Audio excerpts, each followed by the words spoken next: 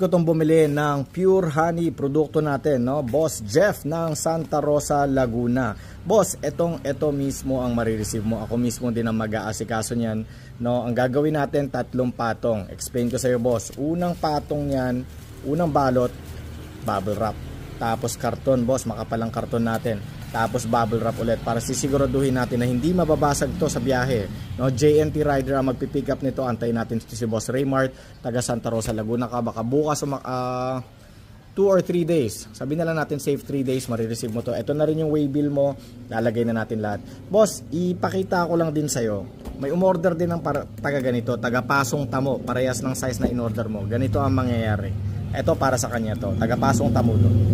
Na mo, boss, halos doblete. Ganyan na ganyan ang gagawin natin. Bubble wrap, karton, tapos bubble wrap. Hindi natin titipirin yan. Nabasagan na kasi kami dati. Nakakahiya sa customer. Sayang ang honey, no? Gagawin na din natin to para sa'yo.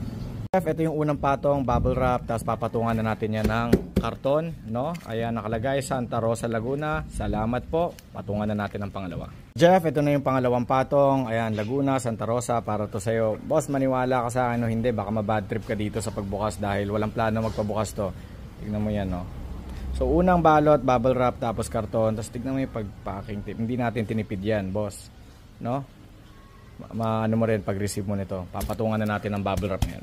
Jeff, ito na ang final end product, no? So, bubble wrap, karton, tapos bubble wrap ulit. Ayan yung fragile, ayan yung waybill ninyo, boss. Boss, tignan mo to, ah. Ito yung binidyohan ko kanina. Pinakita ko yung hindi ko pa binabalot to. Tignan mo ngayon. Mas makapal pa yung sayo, boss, oh. Walang tipid-tipid yan, boss.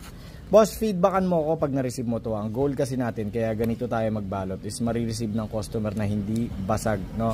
Kasi nakakaya, boss, napahiya na kami dati, gawa nga ng nabasag. Hindi na natin kontrolado pag na-pick up na ng JNT, no? Tapos kung naipit, no, kung nagpapasapasahan sila sa warehouse, kaya ang ginagawa talaga namin, sinisigurado namin, no? At saka pagka-receive mo nito, matitikman mo na yung natural na lasa ng mga nektarya sa probinsya namin. Igurot kami from Cordillera region, no? Ang lasa ng honey natin ay lasang prutas, lasang citrusy, ganyan.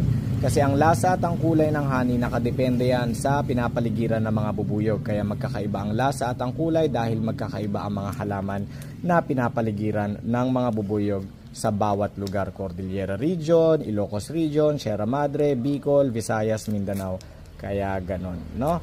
So, feedbackan mo ako, boss. Maraming salamat. Ingat ka palagi. Santa Rosa, Laguna ka, boss. Bigyan mo lang ng konting araw. Marireceive mo na to. Antayin natin si JNT Rider. Pipick upin niya na to. Kausap ko lang.